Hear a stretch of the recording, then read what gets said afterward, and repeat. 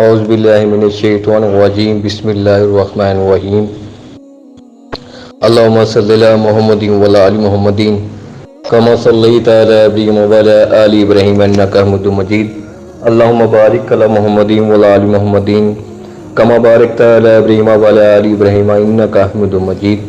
اللہ تعالیٰ قرآن پاک کی سورۃ نمبر 18 سورۃ کاف کی آیات نمبر 2 میں ارشاد فرماتے ہیں، ترجمہ: بلکہ ہر طرح سے ٹھیک ٹھاک رکھا تاکہ اپنے پاس کی سخت سزا سے ہوشیار کر دے اور ایمان لائے اور نیک عمل کرنے والوں کو خوشخبریاں سنا دے کہ ان کے لیے بہترین بدلہ ہے۔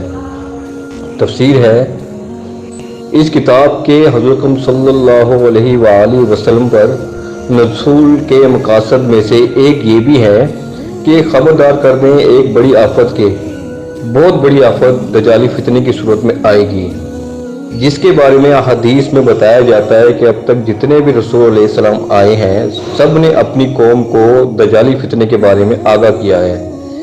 انسانی تاریخ میں دجال کے فتنے سے بڑا کوئی فتنہ نہیں ہے۔ وہ بندہ مومن کے امتحان کے لیے بڑا کڑا مرحلہ آ جائے گا، سخت ترین مومن کا امتحان لیا جائے گا۔ یہ جو سختی ہے اس کی خبر دیتے ہوئے یہ آیات مبارکہ نازل ہو رہی ہے، اور خاص طور پر اس کو ایک جنگ کے معنی میں لیں تو المنہمۃ العظمیٰ کتاب الملاحم جو آپ دیکھیں گے احادیث کی کتابوں میں پورا باب ہے کتاب الملاحم، اور اس کا تعلق بھی دجالی فتنے کے ساتھ ہے، کیونکہ پھر دجال کو ہی قتل کریں گے حضرت مسیح علیہ السلام نازل ہو کر۔ تو یہ سارا معاملہ جو ہے اس کی خبر دینے کے لیے ہے۔ گویا جو احادیث کی کتابوں میں باب ملنے چاہیے، وہ کتاب فتن ہو، چاہے وہ کتاب آثار قیامہ ہو، اس طرح کی جتنے بھی ہیں یہ اس کی شرح ہیں، اور ہوگا خاص اللہ کے حکم کی طرف سے یہ آزمائش بھی، یہ دجال کا فتنہ بھی، یہ بہت بڑی جنگ بھی جس کو ارمگڈون کہتے ہیں۔ کرسچن جو ٹریڈیشن ہے اس میں جو لفظ ہے ارمگڈون، ایک بہت بڑی جنگ ہوگی۔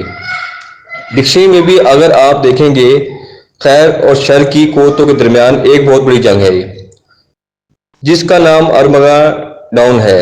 اس دنیا کے خاتمے سے پہلے اور تاکہ بشارت دے وہ ان اہل ایمان کو جو نیک عمل کرتے ہوں کہ ان کے لیے ہوگا ایک بہت اچھا بدلہ۔ جو نیکی کے قائم رہیں گے، مومن ہوں گے، راہ حق سے بھٹکیں گے نہیں، ان کا اللہ پہ تقویٰ ہوگا، وہی کامیاب ہوں گے۔ اللہ تعالیٰ سے دعا ہے جو آیات پڑھی ہے اس کو پڑھنے، سمجھنے، اس پر عمل کرنے اور اسے دوسروں کو پہنچانے کی توفیق عطا فرمائے۔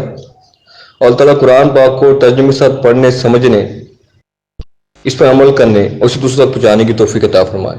جزاک اللہ۔ Please subscribe.